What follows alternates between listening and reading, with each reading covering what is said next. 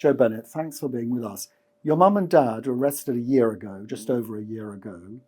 And since in that year, there was one set of circumstances with the fully functioning government of Iran. That's all changed in the last 48 hours. What's the situation now? Yeah, I'd say it's a big change that's happened over the weekend. One that, when I've been speaking to my mum and Craig, we want to avoid entirely because we were hoping that the peace talks would be peaceful, but unfortunately it hasn't played out that way. I have spoken to my mum recently as today. Listen, there is tensions within the country, as you can imagine. There's tensions inside the prison because they are hearing airstrikes, bombings. They're close enough that they've blown out the windows in Evin prison. But there's also a slight sense of optimism and buoyancy because they feel as though change is coming.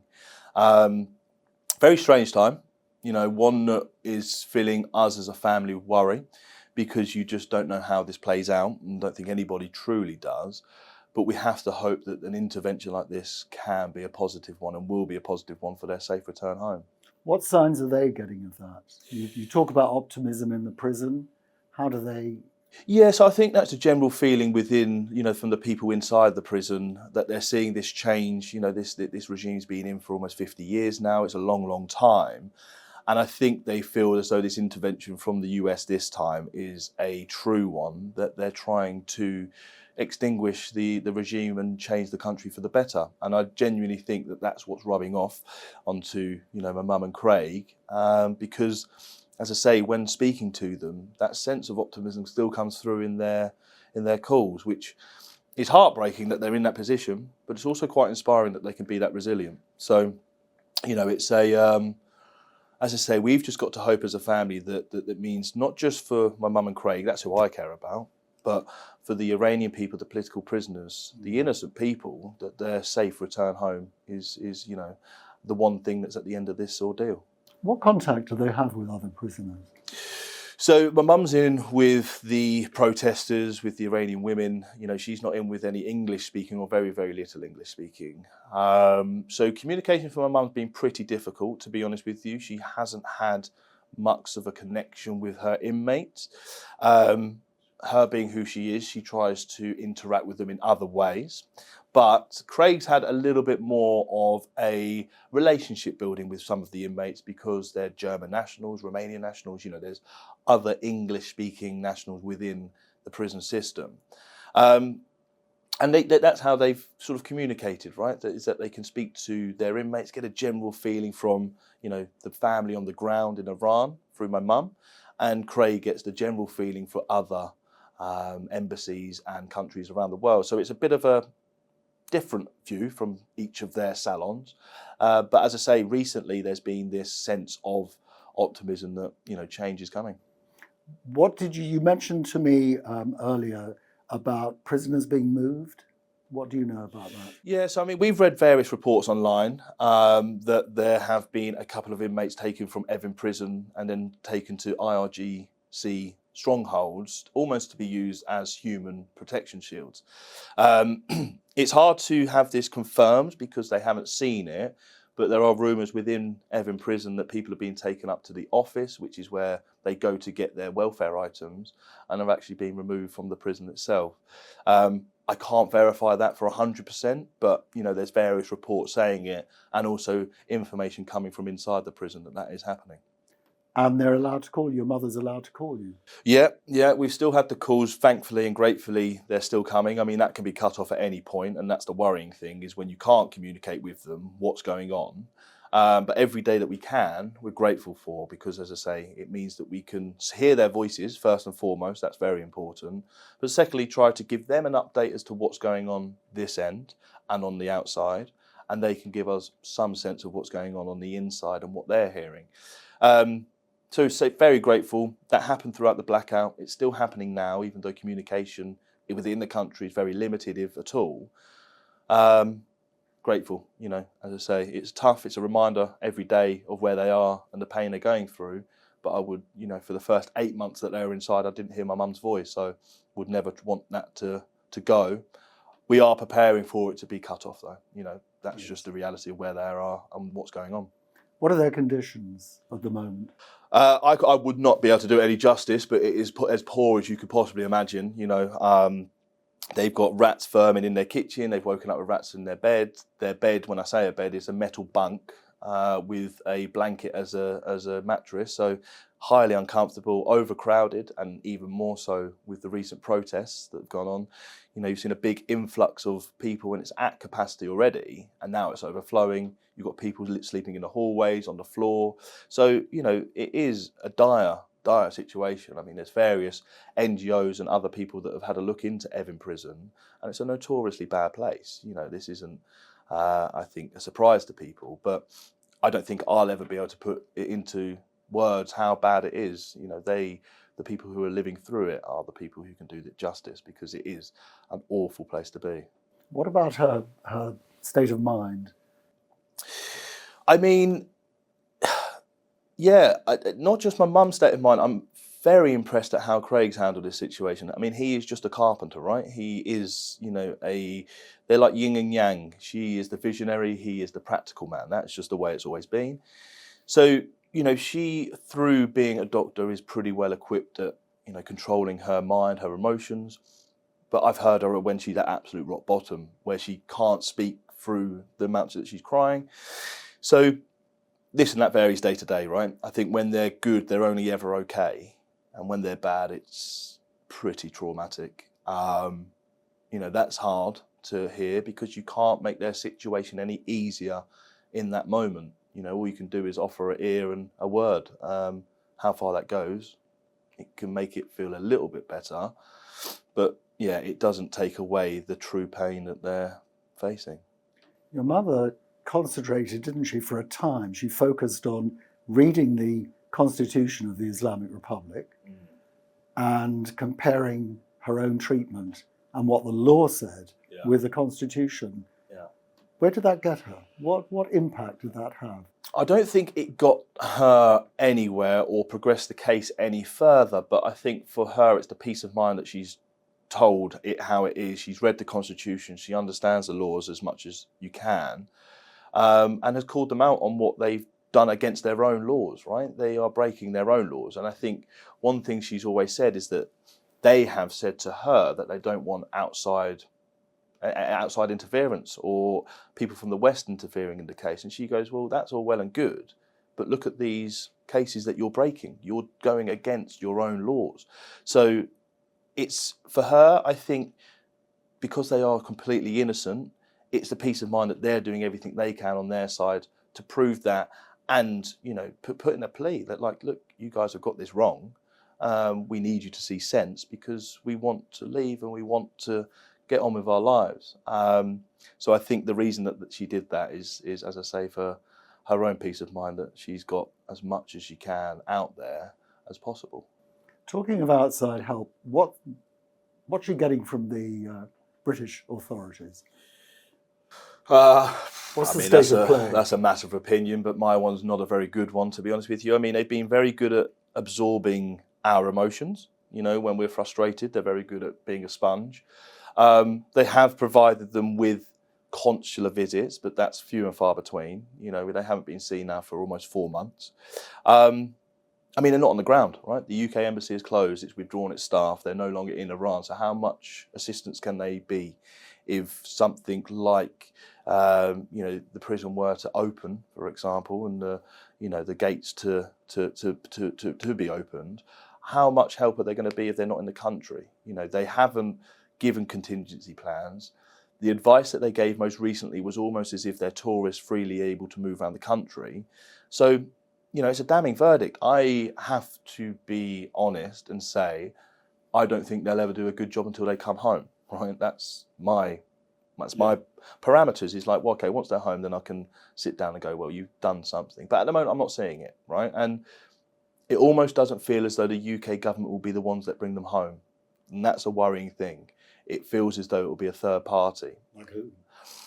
I mean, with everything that's going on, there's one obvious candidate for that. And, you'd like to think, as our allies, that there's conversations going on. As I said, there's other nationals that are inside the prison, and their embassies have, given them an idea as to what to do. I won't go into details, but they've got a plan. They have to do a risk assessment. It's an extremely dangerous time. We're hearing reports that another prison within Tehran was bombed and people tried to leave and were shot. So these are, events that can take place if you try and be too hasty. They're pretty switched on. I'd like to think that as much as you can know what to do in that situation, that they would follow through what they've said to one another. But yeah, it's a tremendously difficult situation. How much contact do you have with the Foreign Office? I mean, I'm in a WhatsApp group. I speak to them every day. Is it the right seniority of people? And I mean that with no offence, but I don't think so. These people won't be the ones that have influence. So am I in contact with the right people? That's questionable. Do they offer us meetings? I mean, I've requested a meeting with the Foreign Secretary now for 3 months, only on the back of her promise that we would speak again if the situation changes. It's changed at least 3 times quite drastically. We had the protests, we've now got what's happening at the moment, and still we're not seeing any development on the meeting with her. I mean, I can appreciate that they're going to have their hands full, but we're only asking that because it was promised, not because of anything else. So, that support is limited at the moment from the people that can make the difference. When the attack began on Saturday, on this weekend just past, did they get in touch with you? What happened about that? Did they reach out? They got in touch with us to tell us that the embassy had removed its staff. I mean, that ultimately was not very helpful at all, right? Because that's their duty. And I mean, I don't ever want to put people in danger at all, but I look at other embassies and the fact that they remain, and I think, the UK government should be taking, they just don't seem to be taking a stance on anything, right? They just seem to sit on the fence. And they've not appointed another nation, another state, to look after special interests? No. Well, not as far as we've been told. I can only go off the information we get given, and no, they haven't. As I say, the advice that we got given was like as if they were tourists that can move around the country freely. Find a safe space. It's like, well, what does that even mean? Yeah. That isn't concrete. Who knows what's safe? That's your duty to tell them where to go and to give them an idea as to what to do, but they haven't. It's always, there's too many scenarios that could play out. And I said, well, at least one contingency plan would be better than 0. So it's a tough time. You almost feel like you're fighting a war on a couple of fronts, and one of them is with your own government, and that just shouldn't be the case. They should be on your side, we should be supportive, but you're fighting to get them to want to do something. What do you want them to do? I think at the moment we need to start calling it out for what it is, right? I've been calling them to say it's arbitrary detention since the beginning, since this court process in October ended and we were told within 14 days there'd be a sentencing, and there's nothing. They've now been sentenced to 10 years each. It's hostage taking, right? That's as simple as the point is. Craig has said that as well. They are hostages, and the UK government is very very reluctant to call that because it will ruffle some feathers. Whose feathers? Well, I don't know. This is the problem, right? I don't know. Do they use that expression? No, but that's my take on it. That's my take on it. They don't want to rock an already capsized boat. This is a crisis situation, and I don't feel as though their response is in line with the risk that my parents are in. It just doesn't feel like that. So I think once you start to call it for what it is, yes, it will be difficult. I'm not explaining that. I don't also expect if they were to call it arbitrary detention that there is a magic wand that gets them home tomorrow. That's unrealistic. But what it does do is unlock, diplomatic levers for them to be able to put pressure on. And that's, I think, important, is that we have to change the stance because it warrants being changed. That's the point. It's not just my parents. There are people who are at risk of, being killed. That's the brass monkeys of it, is that's where we're at. And for them to be quite reluctant on that front, again, is quite disappointing. What do Lindsay and Craig say to you about what they want in this situation? You've talked to them, and the bombing's going on, windows blown out, they hear the bombs, they're frightened. Yeah, help. Help. It's as simple as that. Craig put it very, very well. It's like, what do you want your UK government to do? Help. That is it. They're not helping. Even giving, as I say, as simple as giving them a contingency plan, they will at least know that they're being thought of. right? They at least know that, okay, they're thinking about our situation and how we might be able to alleviate it or helping them getting, away. But they haven't. They just haven't done that. And I think that is tremendously hard to take because it feels like they're being let down. And that's the general feeling, is that, it's, as I say, when you've got your own contingency plan that's off your own back in a country you have no idea about, but that's the only thing you've got to go off. It's worrying. Now, you can get calls from them. They're not timed. I mean, you don't know when you're going to get a call. That is arbitrary. Not always. I mean, there's, it's like around the same kind of time, in the mornings. But sporadic, as you say, it's never guaranteed either. But so far it has thankfully been pretty much daily. But yeah, we get to speak to them. They get to speak. I could never call them, obviously, as you can imagine. It's a prison phone, but we are ever so grateful, and we are expecting that to be cut off. That we are preparing for that. Is that what they're expecting? Yeah. We've been expecting that since the protests. We've been expecting it before. What indication do they get? Well, I just think that there is no indication because a lot of communication within the country has already been cut off, right? So we're quite surprised, and as I say, eternally grateful that they can continue to call, because even within the blackouts, they were still able to call. People in Iran can't call out, but they still can. So, long may it continue, but not too long. Let's hope they get home. Yes. But whilst it can, as I say, we try to keep them as informed as possible. Have they ever called the Foreign Office? If they can call you, have they ever tried? So they call something called a Global Recovery Centre, who is a division of the Foreign Office, but I don't think they are truly a division. I think they're just a call centre that is a patching through service, right? So that's who they can speak to. That's who they can say stuff to. But then that gets relayed to the Foreign Office. I mean, I've always thought about trying to set up a phone call with, my mum and Yvette Cooper. Because I think then it gives you an emotional tie-in rather than, information being fed up to the Foreign Secretary and her being told everything's being done. I think if you get that emotional buy-in, it adds that level of seriousness and also urgency. That's what I feel that's needed. So, they get calls. They haven't spoken to the Foreign Office directly in answer to your question, no. Have you spoken to Yvette Cooper? I have once, yeah, I have. How was that? I mean, it was one of those, it's we're empathetic of your situation. We want to do everything we can. And then, those words are brilliant to hear, but it's the action that follows that's determining whether or not there's going to be an outcome, and there is no action. So we will continuously ask to speak to the Foreign Secretary because it's needed. She is the person who has quite a lot of influence. And at the moment, we're just not getting anything. What about MPs? What about other bodies, NGOs, the UN? Yeah, so we've got various NGOs on board. We've got 2 human rights lawyers who work on our side. We've got various MPs from cross-party that are signing, early day motions. We're trying to get PMQ. So we've got a lot of support from the public, from parliamentarians, from the campaign, from the legal aspect. We've got a multi-pronged pressure system, is the only way I could describe it. And I think that there's not going to be one single thing that makes the difference, but the accumulation of what we do is hopefully enough to build pressure to a point where they have to do something. How are you holding up? It's been a year long. Yeah, it's exhausting. I mean, that's just the honest answer. It is absolutely exhausting. But I will continue to fight for my mum and Craig. I won't stop. That's the core of what I want to do. I think they need someone to fight for them this side. We tried the quiet diplomacy for 6 months. It didn't get us anywhere. And yeah, I mean, listen, every day is tough. You're speaking about a situation that is quite honestly horrific.